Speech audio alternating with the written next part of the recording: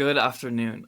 I would like to begin a new series called Contemplations, and this is going to be more of a philosophical inquiry of some general ideas that I'm interested in that apply to life beyond just economics. As one person said to me, the more I look into philosophy, the more I come back to economics. And although I really like economics and I would love to teach economics, I would also like to discuss philosophical inquiries. If I may boast, I was offered a scholarship for a PhD program in philosophy at Nicholas Copernicus University. So I do really like philosophy and would love to talk about ideas beyond economics or in other matters. Where I would like to begin this first contemplation is in what one of my professors, Jesus Fuerte de Soto, considered to be the two most important questions in your life. What are you going to do with it, and who are you going to share it with? And for the latter question, that's open, of course, to everyone, what they think and who they think benefits them. Regarding the first question, what are you going to do with your life, is of the utmost importance because you just have your life from birth to death. And what you do is everything. And I guess more specifically, your spirit, what your spirit is in life will kind of determine what you do. So, in my book, An Economic Analysis of Suicide, which I will have linked below, I begin with the etymology of the term spirit. It's Latin for spiritus, and it means breath. And when you look at someone's breath or the way they speak, it is a reflection in their spirit, in the sense that how someone speaks is a reflection of kind of how they're feeling on the inside. The way someone may be timid or nervous or excited or energetic, it comes out in how they speak. So I think that your breath, your voice, your spirit, it's all interconnected. And if you can kind of become resolved in your own spirit and determine the direction you would want to go in life and also what you want to do, if you become very resolved in that and clear, and you make the choice to do that and you're focused on it and you cut away everything that's not that, then I think you really do set yourself up for the best possible ability to do whatever it is you want to do. I think there's a lot of institutions in society that really keep people in fear or in obedience to not kind of pursue what they really want to pursue. And this is what a free spirit is all about. Someone who's a free spirit can't be held down. If you look at the rock stars from the 70s, especially coming out of the UK and the punk scene, they were told there is no future. There's no jobs, there's no future. So then they decided to do what they loved, because what else are they going to do? And I think that kind of was, on one hand, the birth of the music revolution, but on the other hand, a revolution of spirit, of people trying to be more free, not just in a economic and material sense, but in a spiritual sense. Music and singing and this whole idea of rock stardom is being able to be free in spirit and voice. And this is why a lot of people discuss music as being such an important outlet for freedom. Even professing or stand-up comedians, this all has to do with first being free. As Judge Andrew Napolitano says, freedom comes from the human heart. So you have to be eternally resolved in being free and trying to attain that in order to then achieve external freedom. And I think another part with the spirit is the ideological sense.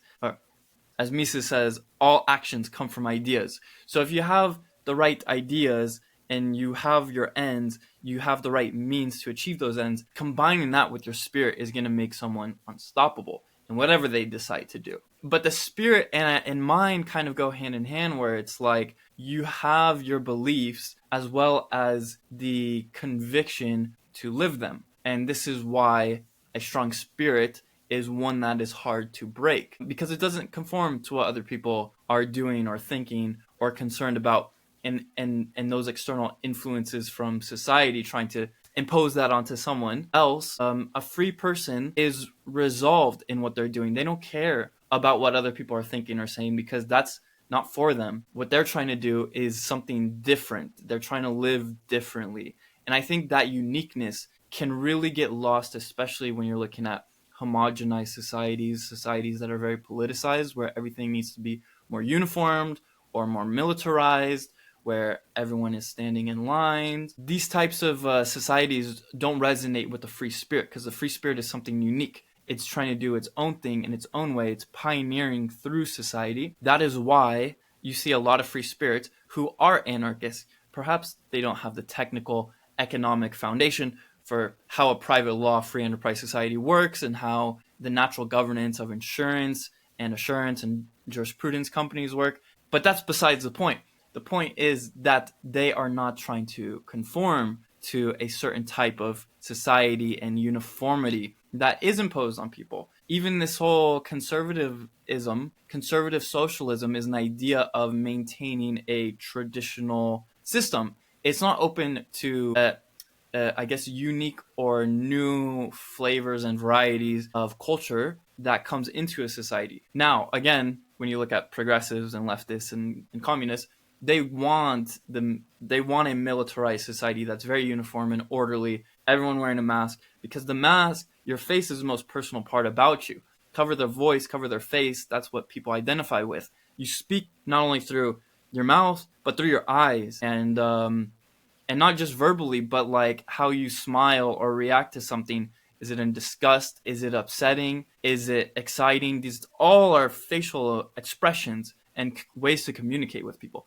So communication is the essence of a free person who's able to exist in the world. If there's no means of communication, then it's hard. It's very difficult to express oneself. That is why the First Amendment in the so-called country, land of the free, is the freedom of speech, of expression, of course, non-violent forms of expression, but expression nonetheless. And I think this is a concept that is a little bit outside the realm of economics and catalactics and market operations. It has something to do with the spirit, and this is a philosophical inquiry that I think is important but can resonate with a lot of people. And then, obviously, the foundations of economics is not something I would like to stop teaching about, but this is kind of the idea of putting the free spirit and the economics together to kind of take someone out of the political perspective of society, to see that there's more than just